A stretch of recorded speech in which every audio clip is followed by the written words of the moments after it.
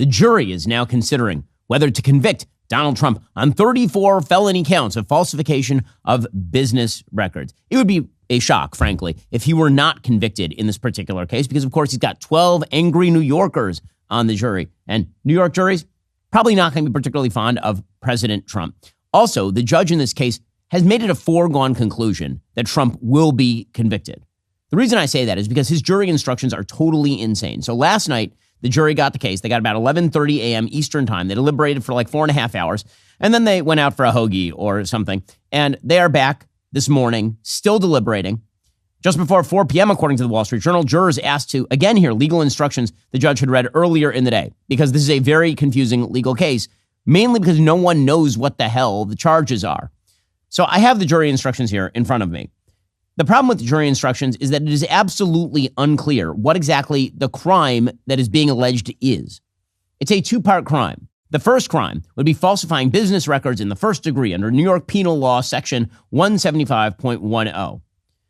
That law says that a person is guilty of falsifying business records in the first degree when, with intent to defraud, that includes an intent to commit another crime or to aid or conceal the commission thereof, that person makes or causes a false entry in the business records of an enterprise. So the idea here would be that if Donald Trump made a false business record in 2017 with intent to cover up a crime in 2016, that's what falsifying business records in the first degree would be. The problem is, what was the second crime that he was seeking to cover up?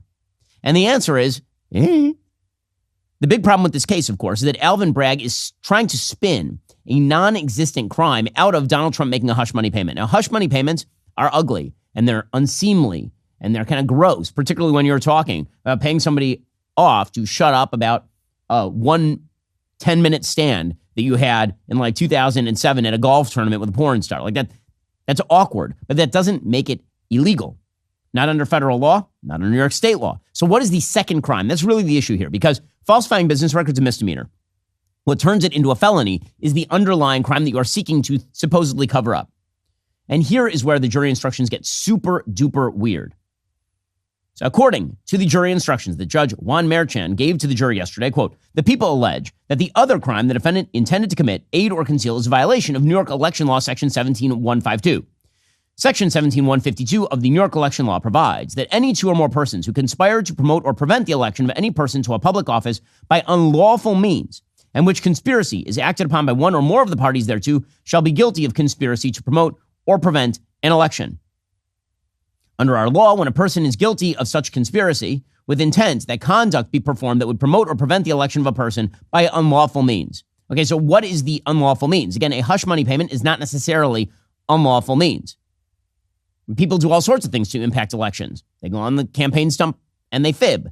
They activate their agents to try to bury stories from, there's all sorts of stuff that's ugly in elections. We've known about it for literally thousands of years that people do in order to affect the outcome of elections. The question is whether the thing you are doing is illegal, such that falsifying a business records about that thing turns it into a felony. So what does unlawful means mean? According to Judge Merchan, this is where it gets super weird. He says that there are three possibilities of unlawful means being used in order to impact the 2016 election. Unlawful means, number one, violations of the Federal Election Campaign Act, otherwise known as FECA. Two, the falsification of other business records. Or three, violation of tax laws. Now, what's particularly weird about this, what's super weird about this, is that Merchan says, quote, although you must conclude unanimously that the defendant conspired to promote or prevent the election of any person to a public office by unlawful means, you need not be unanimous as to what those unlawful means were. That is something I've never heard of anything remotely like that in criminal law before. That I'm going to specify three possible crimes. The jury can disagree on which of those three crimes were committed. But if you have a unanimous verdict that a crime was committed, then you can be convicted under the second law. That's super strange. So to take a sort of strained analogy, legally speaking, there is a crime called felony murder. Felony murder is where a felony is committed, and in the middle of that felony, a murder happens by a member of your gang. So let's say your gang is holding up a bank. So the robbery of the bank, the armed robbery, is a felony. And let's say that a member of your crew murders someone in the commission of that armed robbery. It's not you. A member of your crew does it. You can still be charged with felony murder because the idea is that the murder arose from the armed robbery. Okay, so it's the secondary crime that becomes the primary crime, sort of. Now imagine that it weren't armed robbery. There were like a bevy of different crimes that were alleged but not necessarily proved. Could you actually convict somebody of felony murder, for example, without specifying unanimously what the felony was? There were like 3 different felonies that were possible. One was like tax evasion. One was armed robbery. And one was some form of wife beating, assault. And we don't know which one of those it was. But if 4 of you agree on one and 4 of you agree on another and 4 of you agree on the third, and a murder was committed by somebody in your crew attendant to any one of those 3, then we'll convict you. I've never heard of anything remotely like this. It's super strange. It's relatively unprecedented legally, so far as I'm aware. Beyond which, all of the allegations here, the 3 laws that are sort of underlying the misdemeanor. Again, remember, there's a patina of a misdemeanor, which is violation of New York election law, and it's supposed to stack on top of some other sort of concealed crime. And there are 3 types of crime that are being alleged that the jury does not have to be unanimous upon, according to Judge Merchan. First of all, I don't see how this is reversible error. Those jury instructions are so bizarre. I don't see how this doesn't get reversed on appeal. But here are the 3 possibilities. The Federal Election Campaign Act. The first of the people's theories of unlawful means, which I will now define for you, is the Federal Election Campaign Act. Under FECA, it is unlawful for an individual to willfully make a contribution to any candidate with respect to any election for a federal office, including the office of the presidency, which exceeds a certain limit. In 2015 and 2016, that limit was $2,700. It is also unlawful under FECA for any corporation to willfully make a contribution of any amount to a candidate or candidate's campaign in connection with any federal election or for any person to cause such a corporate contribution. We'll get to more on this in just 1 second. First, do you know what's dumb? The Biden campaign thinking Robert De Niro is like a great idea and is still relevant. Do you know what else is dumb? Not having life insurance. Getting life insurance will give you peace of mind knowing that if something were to happen to you, your family could cover expenses while getting back on their feet. Policy Genius has licensed award-winning agents and technology that make it easy to compare life insurance quotes from America's top insurers in just a few clicks to find the lowest price. Their team of licensed experts is on hand to help you through the process. Even if you already have a life insurance policy through work, it may not offer enough protection for your family's needs. It might not follow you if you leave your job. You have to be prepared for the worst possible contingencies. Life insurance does that. It's why we have life insurance. With Policy Genius, you can find life insurance policies starting at just $292 per year for $1 million in coverage. Some options offer same-day approval and avoid those unnecessary medical exams. Policy Genius works for you, not the insurance companies, which means they don't have the incentive to recommend one insurer over another. Save time, save money, provide your family with a financial safety net using Policy Genius. Head on over to policygenius.com/Shapiro to get your free life insurance quotes. See how much you could save. That's policygenius.com/Shapiro, policygenius.com/Shapiro. So the basic idea here would be that Donald Trump, in making a payoff via Michael Cohen to David Pecker at the National Enquirer to pay off Stormy Daniels, that was, in fact, a campaign contribution that was not labeled as such and therefore was a federal campaign finance violation. The problem, of course, is the federal government looked at this and didn't do anything about it. So what you have is a state prosecutor attempting to spin a non-existent federal felony into a state-level felony for purposes of prosecution. By the way, there's literally no evidence that Donald Trump was falsifying business records in 2017 in order to cover up anything having to do with FECA.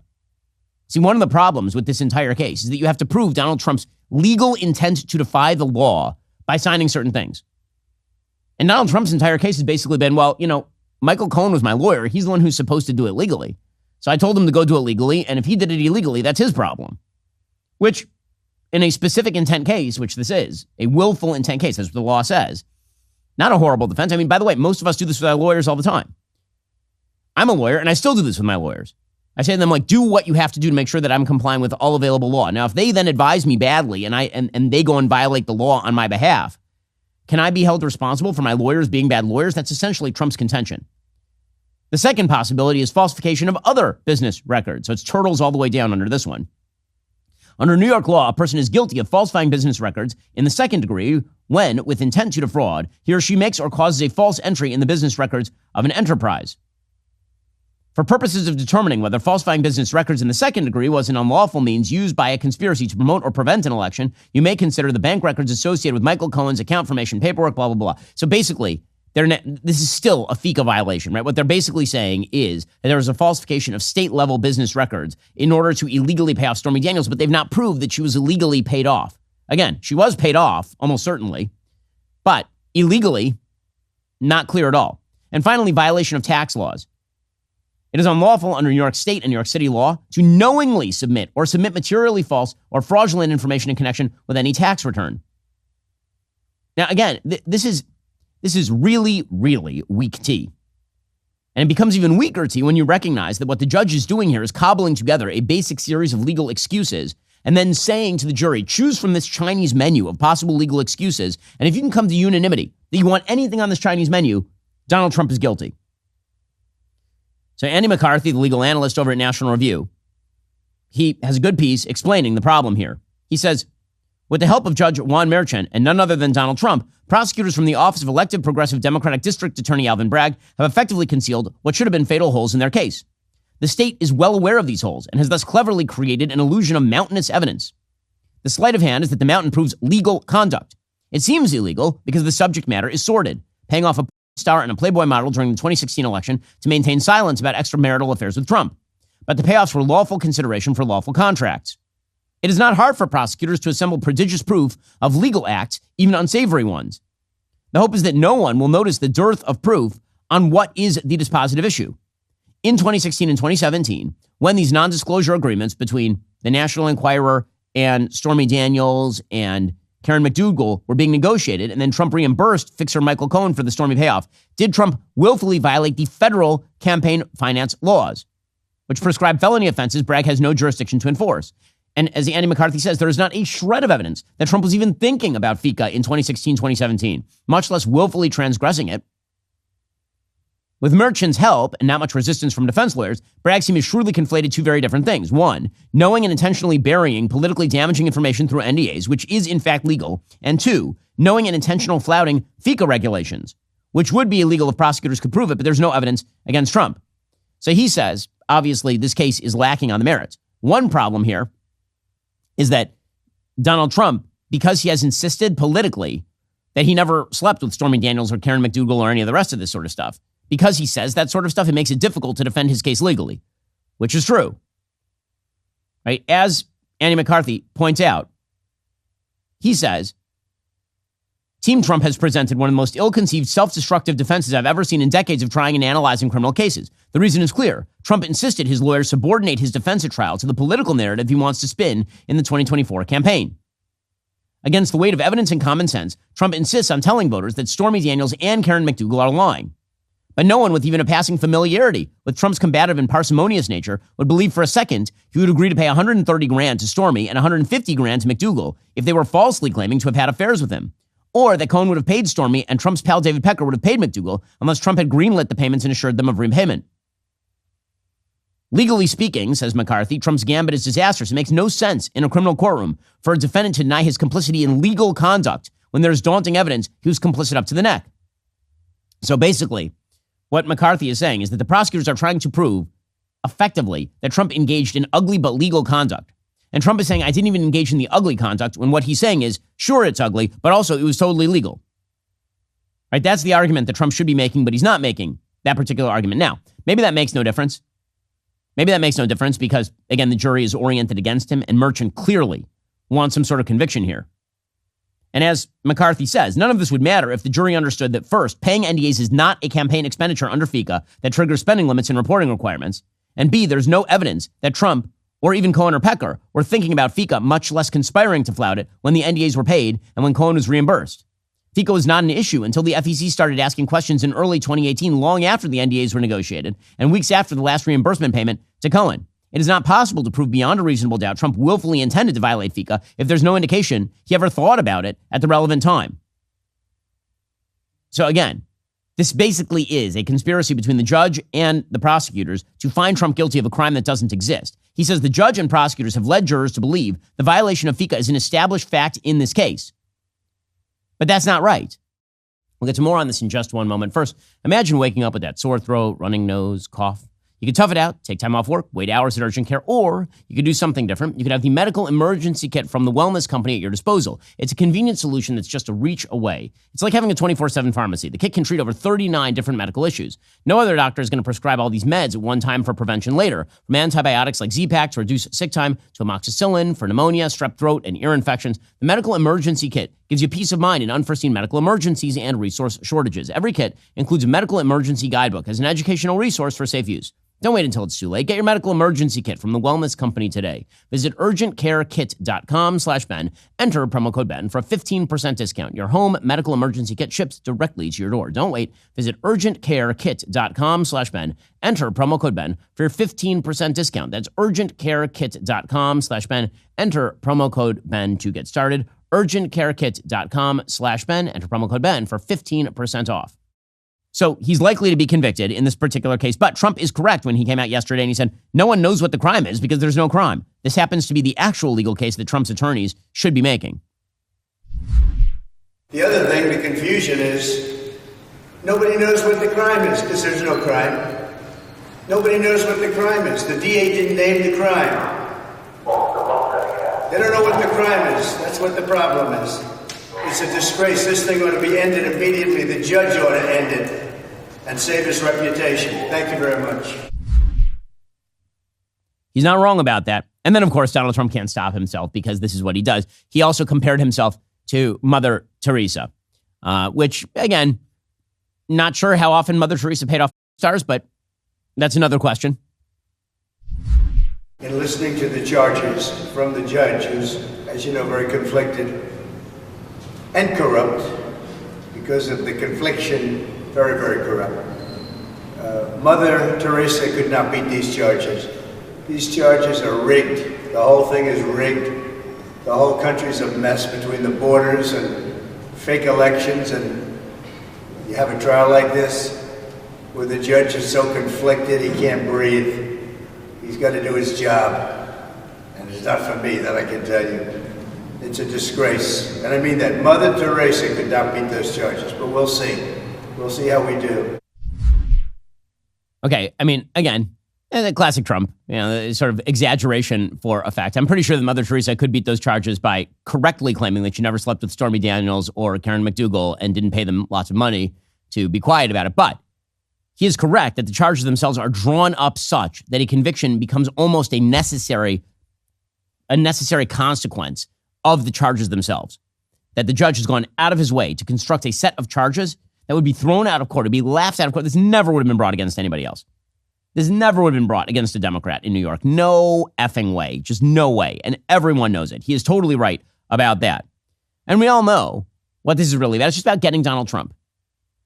It's constantly Scooby-Doo villains attempting to get to get away with it if only those meddlesome kids hadn't stopped them.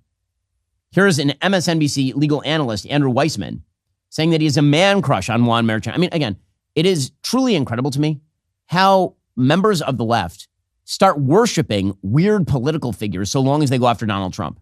It's so strange. Remember when they were buying like votive candles to Robert Mueller during the Mueller report days? And then they said that Michael Avenatti, the lawyer for Stormy Daniels who ended up in jail, that he was actually like a hero of the Republic, or that Stormy Daniels herself, a porn star, is a hero of the Republic. Here's Andrew Weissman saying that now Judge Merchan is a hero. Everyone's a hero of the Republic. All you have to do is crap on Trump long enough. Almost all jurors, unless you've got a really erratic judge, develop a real bond with the judge. The judge, he or she, is looking out for the jurors. Is paying careful attention to their time, is making things move along. And with, as you've noted, with respect to Judge Merchan, I mean, I am like now, I have like a man crush on him. Right. He is such a great judge that it's hard to see that the jurors wouldn't have the same impression. I mean, you just keep on thinking, if you looked in a dictionary for like judicial temperament, that's what you get. He's going to have to make a payoff to Judge Juan Merchan for that particular act of sexual favor. In that particular clip, Andrew Weissman. Just solid stuff right there. Here's the thing. None of this is going to badly affect Trump. The reason it's not going to badly affect Trump is because it's baked into the cake. Everybody knows that this trial is rigged. Everybody knows that the charges are absurd, particularly independents. A brand new NPR Marist poll out today among independent voters. Independent voters, okay? Trump is now up 12 points. 12 points. When you include RFK Jr., he is up 16 points. Hey, those are terrible numbers for Joe Biden. Now, that same poll shows Biden up 50-48 over Trump in the polling. But when you include RFK Jr. among the definitely voting crowd, You get to Trump 44, Biden 40. If you look among suburban voters, Biden is barely winning 51 to 47. Among people who hate both candidates, Biden is barely winning 49 to 47. Among men, Trump is winning 53 to 44. Among women, Biden is winning 55 to 44. Among independent women, Trump is winning 50 to 47. These are terrible numbers for Joe Biden, just awful numbers. The numbers are so bad for Joe Biden that a poll came out last night showing that Joe Biden and Donald Trump are tied in Virginia. If they're tied in Virginia, if Virginia's a close race, this race is over.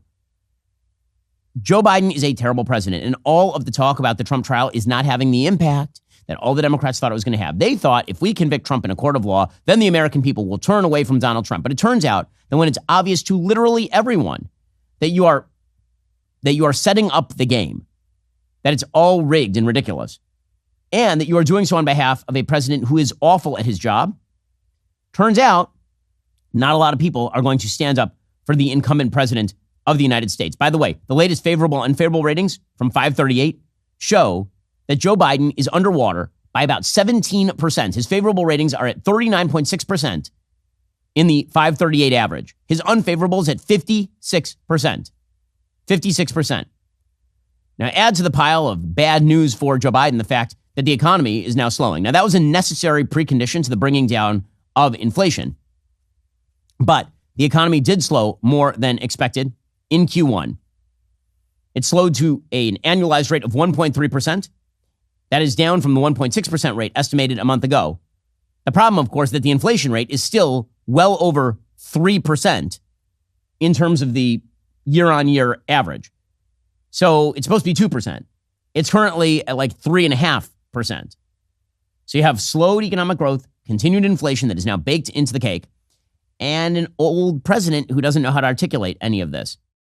We'll get to more on this in just 1 second. First, let's say you had an employee who once was a great actor, like Godfather to Raging Bull level, and then went nuts and decided to show up at political events and then yell and mumble unintelligently like the current president. Well, at that point, you might be looking to ZipRecruiter. ZipRecruiter finds qualified candidates fast. Right now, you can try it for free at ZipRecruiter.com/dailywire. Once you review ZipRecruiter's list of the most qualified candidates for your job, you can easily invite your top choices to apply to encourage them to apply even sooner. Amp up your hiring performance with ZipRecruiter and find the best talent fast. Just go to ZipRecruiter.com/dailywire. Try it for free. Again, that's ZipRecruiter.com/dailywire. ZipRecruiter is indeed the smartest way to hire. We've been using ZipRecruiter for years here at the Daily Wire. If we have to upgrade our employee base, if we have new employees that we are looking for, it means that we can get the best people fast. And fast is the name of the game when it comes to talent recruitment, because you don't want somebody else to beat you to the best employees. ZipRecruiter.com/dailywire. Try it out yourself for free. You'll see how amazing it is. ZipRecruiter.com/dailywire. ZipRecruiter is the smartest way to hire. Joe Biden is going to try and walk his way through this, totter his way through this. He is out there still claiming that the economy is great. My favorite thing about Biden right now is Biden pretending he's not president. It's one of my favorite things. Is he goes around and he complains about the state of the United States as though he's not the president. So here he was yesterday campaigning and saying we have to stop trickle-down economics in the country. Well, I did notice that you're the president of the United States. You could do something about that. And in fact, you've tried to, and you've created 40-year highs in inflation. So well done. It's about time we stop this looking at this trickle-down economy where you say, okay, if the super wealthy do well, a lot will trickle down on our plates and things will be well. My dad used to say, not a damn thing trickled down his kitchen table. No, I'm serious. My dad worked like hell. My dad was a smart guy. He did well. But, it was always a struggle. Okay. You are the president. So he's going to try and talk to people about how all the faults of the economy are on who, precisely. He is the president. You can't brag about Bidenomics and then simultaneously talk about how trickle-down is not working. Because you're the one who claimed that Bidenomics is the way that the economy is run under you. Even the Washington Post at this point is like, dude, you need to stop. The Washington Post put out a full editorial saying Americans' economic mood remains glum. This is despite great news. Growth is strong. The stock market hit record levels. Unemployment is low. Inflation has significantly cooled in the past year. Dig a little deeper into public sentiment, and there's a striking dichotomy. The vast majority of Americans say their personal finances are all right, but only 22% think the national economy is in decent shape. Negativity about the national economy nosedived during the pandemic and has barely rebounded since. Why? The main answer is inflation. The cumulative increase since Biden took office in January 2021 shows prices up 19%. Nobody has presided over a higher cumulative price increase since Jimmy Carter. And then they blame the media and all the rest. But the Washington Post editorial board says, quote, telling Americans the economy is better than they realize doesn't make much impact in an era when many are still in shock about the rise in prices. Good news about employment and growth isn't registering. Politicians who try to win support by citing those numbers, we're looking at you, Mr. Biden, have to find a new language for the new post-inflation psychology. Wages are now rising quickly. Major companies are cutting prices. Recovery takes time. It's not an easy message to convey, but it is a realistic one. Or alternatively, it's going to be very hard to convey that message because most Americans don't feel it. They don't feel it. So Joe Biden is now relying on irascibility and calling Trump an idiot and a racist. That is not an amazing combination. So yesterday, a reporter asked Joe Biden if he's even capable of serving a full second term. And Joe Biden immediately responded by asking the reporter if he had fallen on his head recently. To which the reporter should have replied, no, but I have actual footage of you doing that. You literally fall upstairs or off bicycles on a regular basis. President Biden, will you be serving your full 4-year term or handing over power to Vice President Harris?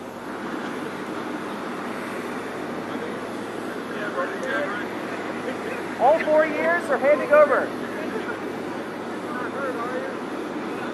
I can't hear you. Could you approach? You fall on your head or something? Can't hear you because I'm too old. Did you fall on your head? Did you fall out of a tree? Irascibility and being doddering and terrible at your job. Bad combo, as it turns out. He also has gone on the offensive in terms of the language he's using about Trump, which, again, I just don't think it's going to work. Here he was yesterday suggesting that Trump's heated rhetoric about this trial means that he injected too much bleach or something. Like, this is just weak. This is weak stuff from an incumbent president. This guy, he's running a losing campaign. There's no other way to put this. He is running a losing campaign right now. And then Trump tells you he's the greatest president. I love this one. He says he's the greatest president for black people in the history of America, including more than Abraham Lincoln.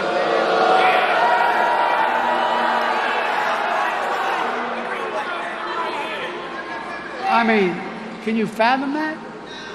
Where in the hell? Like I said, I think he injected too much of that bleach in his country. I think it affected his brain. Okay, there's only one problem with all of this, which is that black voters do not like Joe Biden. New estimates show that more than 1 million babies were killed by abortion in 2023. That's the highest number of abortions in the United States since 2012. Despite the overturning of Roe versus Wade, this has only made the abortion pill more readily available. When they shout abortion, however, we shout life. We have to fight back against this evil. How do we do that? We join hands with Preborn, the largest pro-life organization in the country that sponsors ultrasounds for clinics in the highest abortion areas. When a mom considering abortion meets her baby on ultrasound and hears the heartbeat, it doubles the baby's chance at life. Every day, Preborn rescues 200 babies' lives, which is a truly miraculous thing. But by the time I finish this ad, 2 babies will have been taken by this tragedy. One ultrasound costs only $28. It could be the difference between life and death, because when mom sees the baby on ultrasound, it changes her mind. Please join the fight by sponsoring 1, 2, or even 300 ultrasounds. All gifts tax deductible. Go to preborn.com/Ben to donate today. That's preborn.com/Ben, or dial pound 250, say keyword baby. That's pound 250 baby. Go check them out right now. Preborn.com/Ben to donate today, or dial pound 250 and say keyword baby. Entire article in Politico today, quote, prominent black officials are warning the Biden campaign that the president's efforts to keep black voters firmly and enthusiastically in his electoral coalition aren't working, and the time is running out to get his message across. The publicly voiced concern from these black Democrats isn't that the White House lacks policy achievements, it's that black voters aren't hearing about them. By the way, again, another mark of a failing campaign is we're doing amazing, but people just aren't getting the message. I'm not explaining it properly. It's that people don't understand what I'm saying. They're not hearing me.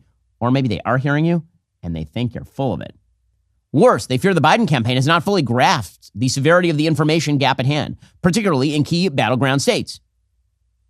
Representative Jasmine Crockett, she of the high intellect debate with Marjorie Taylor Greene that involves one insulting the other's eyelashes and the other talking about a bleach blonde, bad-built butch body. Genius. She said that a balkanized news landscape has contributed to the problem. She definitely did not use the word balkanized. She said, I think that the way we communicate has changed in such a way that if you don't invest earlier, it's going to be a problem. I'm not saying it's the last minute, but we are in crunch time. More privately, Democratic operatives express other fears, including that black influencers and media personalities have soured on Biden, and that the president himself has eschewed major interviews unless scripted campaign stops, making him less accessible to voters. This is correct. This is correct. So, Biden is trying to shore that up by now catering exclusively to black voters in some of the most pandering and ridiculous ways. So here was Biden's campaign spokesperson, Quentin Fuchs, yesterday, saying he kept his promise to pack black people on the courts. I mean, is there a higher form of pandering than we took a bunch of people who have your skin color and we shoved them on the courts just to please you? Super weird, right? I don't hear this sort of logic applied to anyone except for black voters typically. Like you don't hear this logic applied to Asians. Like, you know how many Asians we shoved on the court the other day just for you guys? Pretty insulting. President Biden made a lot of promises to African-American voters and voters across this country, and he has kept them, and particularly for African-American voters, record low unemployment, the lowest racial wealth gap, packing the court with black women, more black justices on the court than all other presidents combined. And that is what our campaign has been focused on. And we've been making sure that we're building an apparatus to be able to speak to voters wherever they are in their countries, in their own communities. Yeah, nobody's believing that any of that makes any sort of difference. Biden himself is, again, on the pandermobile. He's going around with Kamala Harris as though black Americans are in love with Kamala Harris, which, by the way, they are not. Black Americans are pretty luke cold on Kamala Harris, just as all other Americans are ice cold on Kamala Harris. But that means that Joe Biden is also saying like deeply ridiculous and insulting things about race in the United States. So, for example, yesterday, he dropped a line that he usually uses about women. He usually says, there's not a thing that men can do that women can't do better, other than open pickle jars and pick up heavy objects and maybe some STEM field. Other than that, but now he's doing it about race. Again, if you took this quote and reversed the races, it would be like the most racist thing a president has said in modern American history, but here we go. The fact is that this is just people want to know that you just give them a shot. And so guess what? HBCUs don't have the money to put in the research labs and all the experimental stuff because they don't have the endowments they have. But those are all the jobs of the future, AI and all the rest. Cost billions of dollars to get it going. Well, guess what? They told me I couldn't do anything. I got $16 billion in the billion dollars this year for HBCUs. And there's two reasons. It'd be a wasted asset if we didn't, but I want to prove to everybody there's not a damn thing that a white man can do that a black man can't do or do better. I mean it sincerely. I mean, again, if he said the reverse, there's not a thing that a black man can do that a white man can't do better. Can you imagine? Can you imagine the outrage? This sort of stuff falls on deaf ears, though, because, again, the reality is that the vast majority of black voters in America right now are not experiencing high levels of prosperity under Joe Biden. Black wages and income grew under Donald Trump. Everybody's wages, on average, fell during the tenure of Joe Biden vis-a-vis inflation. Even Biden's co-chair, Representative Lisa Blunt Rochester, even she is recognizing that people are going through a lot of struggles. When you're the president and people are going through a lot of struggles, guess who gets blamed? Usually the president. If the campaign was in such good shape with black voters as President Biden has done in the past so many times, why would it be using its most valuable resource, the president, to hold so many events, 5 events targeting black voters in May of an election year? You know, I think part of it is to show that we see how important that vote is. A lot of times people feel like their vote doesn't matter. A lot of people are going through a lot of struggles right now coming out of the pandemic, and they are not even aware of the things that this administration has done to really uplift our communities. So is that evidence of why we're seeing some, I'm sorry to interrupt, is that evidence of why we are seeing some of the erosion right now, the need to sort of better communicate that so they can bring those black voters back? You know, again, I think a lot of people have their own pains and things that they're dealing with. And so we want to make sure that we highlight the different investments that he has made. Yeah, good luck with that. In the end, Joe Biden is going to be relegated to simply calling Donald Trump a racist. We all know that's where he's going. And so he did that yesterday. He suggested that if it had been black people storming the Capitol on January 6th, Donald Trump would have been very different about it. Well, it depends. Would those black people storming the Capitol on January 6th have been doing so in an attempt to affect the election outcome in favor of Donald Trump? Well, because I think it probably has more to do with the cause. Again, and I think January 6th was awful. It It has a lot more to do with the cause than in fact, I personally know a black man who was arrested for activities on January 6th. I assume that Donald Trump is a fan of his. In any case, here is Joe Biden playing the race card. It's clear that when he lost in 2020, something literally snapped in this guy. No, I'm serious. That's why January 6th happened, when he unleashed an insurrection. Why? Now he's running again, and he's clearly unhinged. He calls insurrectionists who stormed the Capitol patriots. Patriots. If reelected, he wants to pardon, quote, every one of them. Let me ask you, what do you think he would have done on January 6th if black Americans had stormed it? Think about this. What do you think would have happened if black Americans had stormed the Capitol? So despicable. I don't think he'd be talking about pardons. Well, I mean, when Black Lives Matter caused $2 billion in property damage, the most damaging riots in American history in 2020, your entire party sided with the protesters and the rioters. Kamala Harris bailed them out of jail. And it's truly astonishing stuff. But here's the reality. Joe Biden is no longer capable of even campaigning for himself. So he's bringing along Kamala Harris to do it. And he's trotting out the greatest doctor of our age, better than Dr. Kildare, better than Dr. Pepper, Dr. Jill, the greatest doctor. If you are having a heart attack, call the lady with the ed degree from a university that actually has a building named for her husband. We'll get to that in just one moment. First, it's no surprise that Benki, the Daily Wire's new kids entertainment app, has now surpassed 500,000 downloads. With over 850 episodes ready to stream on demand, Benki is quickly becoming the go-to kids entertainment for families across the country. Kids love the shows, my kids included. Parents appreciate the content on Benki requires no pre-screening. My kids can watch whatever they want on Benki, and I know that it's going to be clean and good. Looking for recommendations? Check out the newly released season 2 of Benki Originals Chip Chilla and Gus Plus Us. But that's not all. Explore incredible shows like A Wonderful Day with Mabel McClay and Super Tato. With all new episodes every Saturday morning, there's no doubt you'll find new adventures your kids will love and you can trust. Here's the best part.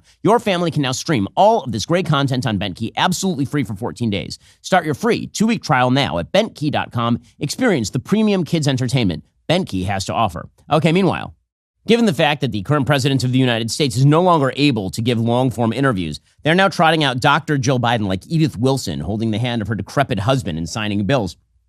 They're trotting her out to the media to pretend that Joe is with it. So the question is, if Joe is with it, why isn't he on The View? Where is he?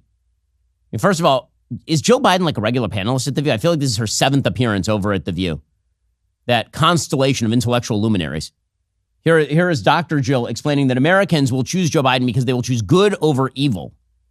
Yeah, this kind of well-calibrated language is going to win over those independent voters. How do you turn those numbers around with 5 months out? And are you fearful of what a second Trump term could look like? Or a third, as Donald Trump says. So we are going to meet people where they are. We're going to go to college campuses. We're going to go to just every state that we can get into. I've been traveling every single day. Joe has been traveling as much as possible. And we're not going to take anything for granted. And those polls are going to turn, I'm confident of it, because as time goes on and as people start to focus a little bit more about what's at stake and start to become educated on the issues and the differences between the two men, I believe that Americans are going to choose good over evil. Yes. Yes, good over evil is what she's saying right there, because that's what this is a battle about. Nothing says unity in the country like declaring that everyone who is voting for the other guy is evil, like full-on evil. Meanwhile, she says, don't worry. In the debates, he's going to perform like magic. It's all been a lie. Everything that your eyes and ears have been telling you about Joe Biden being incompetent, bumbling, befuddled, all that's going to go away when you see him unleash his brilliant wit, his incisive brain. It's going to be mind-exploding to watch the genius at work, says Dr. Jill Biden from her perch atop America's medical system. You know, I think the American people deserve a debate because you need to see your choices. You need to see Trump and you need to see the president and you need to see the differences. And my husband's, and you're going to see how smart he is and the experience he has. And then you'll see somebody who, like you're saying, I'm going to use Joy's words, can't put a sentence together. Right. And everything is beautiful and it's wonderful. Tremendous. Big league. Yeah, tremendous. Yeah. So I think the American people deserve to see the two men who are running for this office. Okay, well, we're going to find out, aren't we? And then, of course, she makes the case that if Donald Trump is elected, we will lose literally all of our rights, which is weird because your administration tried to force 80 million Americans to take a vaccination or lose their jobs. That'd be you guys. Here is more of Dr. Jill. And women's rights, absolutely women's rights and IVF. I mean, we have to have a choice. And Joe wants to codify Roe. Yeah, and we have to. We have to fight hard so we get it back. Because, Joy, you and I remember when Roe came the law. Yeah. And we kept thinking, this won't be taken away, but we cannot take things for granted because they can. And think of the Supreme Court. Yeah. For God's sake, talk about things getting worse. Yeah. Can you imagine if we put any more Republicans on the Supreme Court? No. We will lose all of our rights. So we're talking about women's rights, gay rights. I mean, we will lose our rights and freedoms. Voting rights. Yes. All of this is up at stake. No, it isn't. You will be able to vote as you have been able to vote your entire lifetime. You will be able to vote. That's a promise. All this alarm, when they're pulling the fire alarm or mistaking it for a door release, if you're Jamal Bowman, when you're pulling the fire alarm this early, you got a problem. And just looking at the 2012 election polling, Obama versus Romney, because that's the last re-elect race we had that the incumbent actually won. The incumbent in that case, Barack Obama, who is deeply unpopular in terms of his general popularity rating, still, he basically led that race wire to wire. Only in the latter days of the election was there some sort of serious tightening. But for pretty much the entire race, Obama led in the Real Clear Politics polling average for the entirety of the race. Joe Biden is behind. And he's behind in the swing states. And it ain't getting better. And so Democrats are forced to pick up wilder and wilder stories in an attempt to cudgel Americans into believing that their political opponents are evil. The latest example of this is this unbelievably stupid story about Samuel Alito's wife putting up an appeal to heaven flag at their vacation house. This is the stupidest story I have ever heard. It's so dumb. So first, there was this unbelievable story about Samuel Alito's wife putting up an American flag upside down, which is typically a sign of distress. And she was doing so because she was in a fight with a neighbor or something. And so the media tried to pretend that it had something to do with support for January 6th. It didn't. Then they said that the flying of an appeal to heaven flag, which was created by George Washington, that was some sort of white supremacist exercise, which is strange because yesterday, literally yesterday, San Francisco officials removed a colonial-era appeal to heaven flag from the Civic Center Plaza. It had flown there since 1964. So for 60 years, they flew the appeal to heaven flag, and then they decided to remove it after the controversy broke out about Alito. So this is very typical stuff where Democrats just redefine a term to mean a thing it totally doesn't mean. It's where they go and rewrite the dictionary to match a thing. I remember they did this with Amy Coney Barrett. Amy Coney Barrett at one point suggested the term sexual preference, meaning sexual orientation. Sexual preference was used for a very long time in this country as the equivalent of sexual orientation. It is not meant to be a discriminatory term. The left declared it a discriminatory term, so then it was just added to the dictionary as a discriminatory term. They just retcon the whole thing. This is the exact same thing they're now doing with the appeal to heaven flag, specifically so they can pretend that they're really, really angry at Samuel Alito over all these flags. So just to be straight about this, Democrats love the Palestinian flag, love it. A flag that stands for a group of people who 70% support October 7th and suicide bombings. But they're really pissed off at the appeal to heaven flag. That's the thing that really makes them mad. Samuel Alito said he's not going to recuse himself on cases involving the 2020 presidential election or the January 6th, 2021 riot. He said the two incidents you cite do not meet the conditions for recusal. As I've stated publicly, I had nothing to do with the flying of that flag. I was not even aware of the upside down flag until it was called to my attention. Because my wife is a private citizen. She possesses the same First Amendment rights as every other American. She makes her own decisions. I've always respected her right to do so. My wife is fond of flying flags. I am not. Okay. This, of course, set off the morons over at MSNBC. So here's the MSNBC legal analyst, Melissa Murray, very angry at Samuel Alito for not abandoning his seat on the Supreme Court because his wife put up a flag that the media decided was bad 5 seconds ago.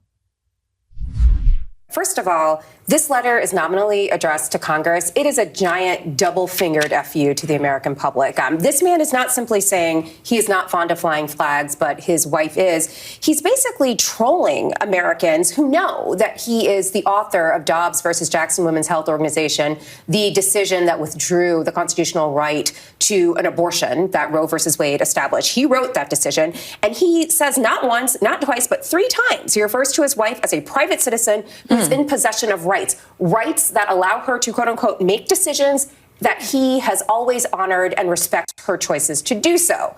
Again, this is the same man who withdrew from millions of American women the right to make decisions about their own body. This is a trolling letter, a giant FU to the American public. Actually, it's technically a giant FU to the lady with the really, really thick glasses, which don't make her any smarter. One of my favorite things about MSNBC is apparently there's a widespread aesthetic belief at MSNBC that the thicker your glasses, the smarter you look. That is not a thing. Eventually, we're just going to end up with like the giant clown glasses.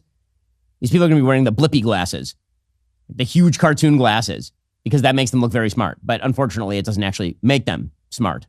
Alrighty, folks, the rest of the show continues right now. We'll be getting into Jerry Seinfeld, who's now gotten himself into hot water for saying, true things. If you're not a member, become a member. Use code Shapiro. Check out for 2 months free on all annual plans. Click that link in the description and join us.